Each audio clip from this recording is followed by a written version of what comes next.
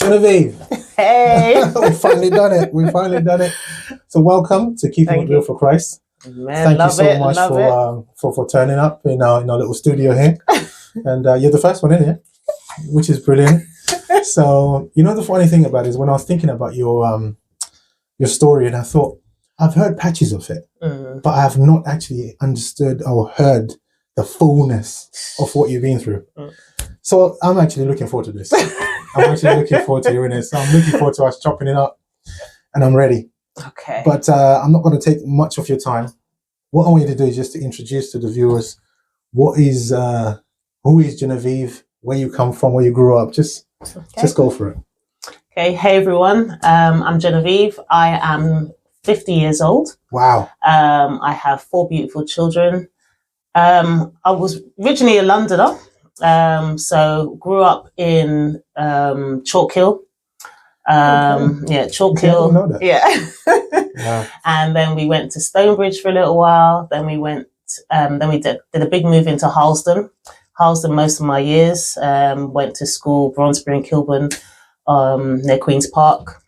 What else? Yes, I've got my siblings, and for my mum and my dad, there's 3 of us. And then I've got a half brother on my mum's side, and then my dad got married, and I've got 3 siblings there. And it's a big family. You're the youngest, oldest? I'm the eldest. Oh wow! Yeah, a lot of responsibility. So I'm the eldest, and my life has been had lots of ups and downs, and that's part of the testimony. But yeah. Grateful to be here. Thank you for inviting me. Amazing. Talk more about your children, because I know your children are big people. Lovely family. They're big people. Yeah. You see them all the time. Yeah. So I had my children quite young, and so my eldest, she's 32, and then I've got twin boys. They are 31 this year. Wow. And then my youngest, he's going to be 25 this year.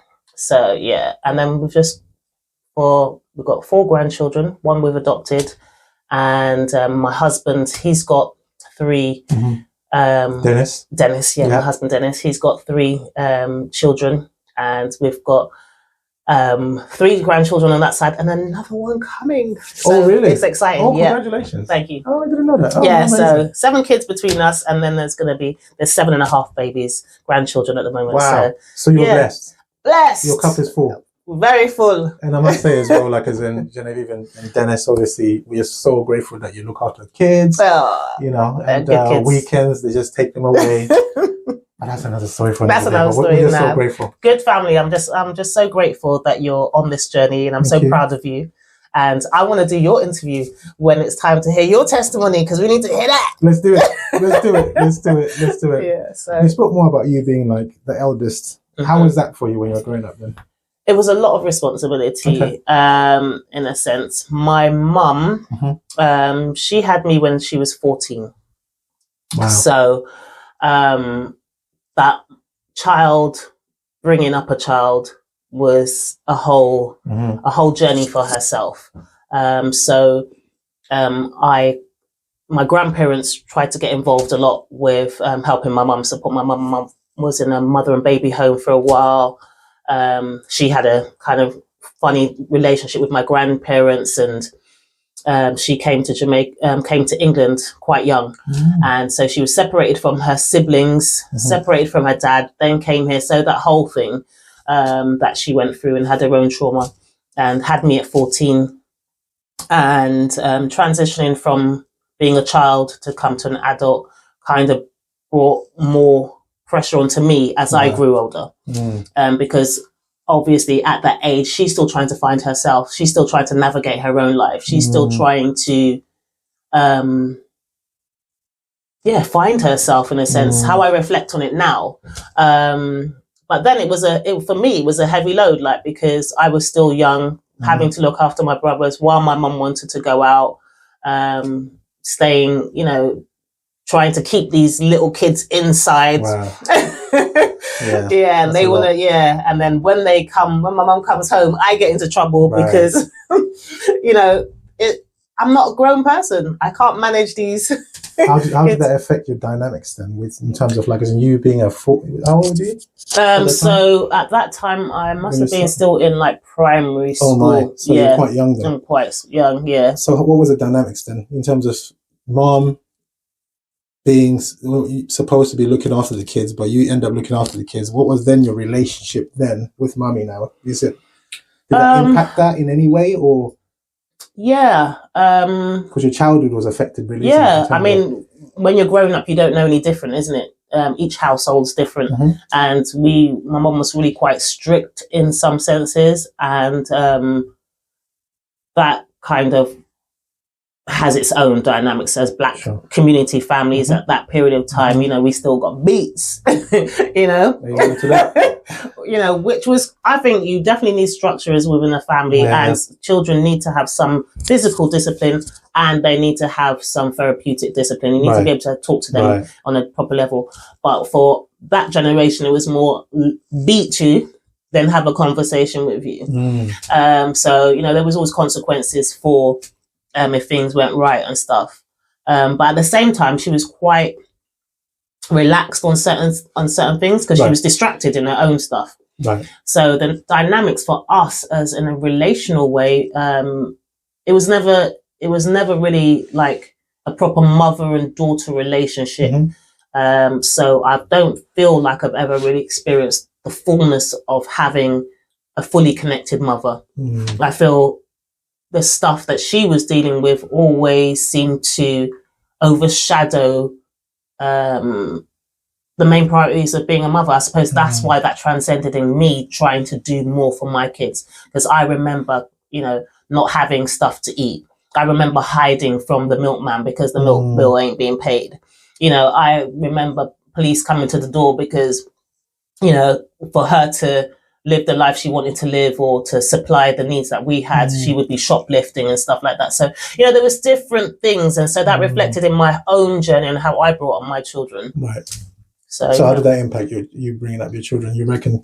Because when I see you, Jen, I see you like you're a go-getter, leader, kind of like, you know, it makes sense now that you're telling me you're firstborn, because I can see that sort of like that passion that you have. You just do things, and you just literally just, when you start something, you just go for it. And do you think that came from that? I think it's a varied amount of things. As I said before, my grandparents were quite involved in my life. And so I would have a different environment to be in at the weekends. So I knew what it was like to be around a husband and wife. I knew I knew what it was like to go to church, to pray, where I wasn't doing that at home. I knew what it was like to sit at the table and how to use your knife and fork properly and how you dress. And, you know, so there was a different environment and a different view of life in the two different worlds, in a sense. So how I brought up my children kind of implemented not wanting to do all the things that my mum did, but still implementing structure where my grandparents did, and feeling secure in those structures. So. Wow. So your grandparents played a massive role in your life. Oh, yeah. Yeah. Definitely missed them. Amazing. Yeah. So fast forwarding now, Jen is in high school. What happens next? Oof. Well, between the end of primary, from moving to secondary, my mum and my relationship went totally different way. So... Is it positive or negative? Very negative. Very negative in a sense. It was now I'm a bit older, in secondary school, the second year of secondary school. My mum gets with a guy, and they have my last sibling, half sibling. And she just, I'm not sure what triggered her or whatever. You know, now that I'm reflecting on it, I still...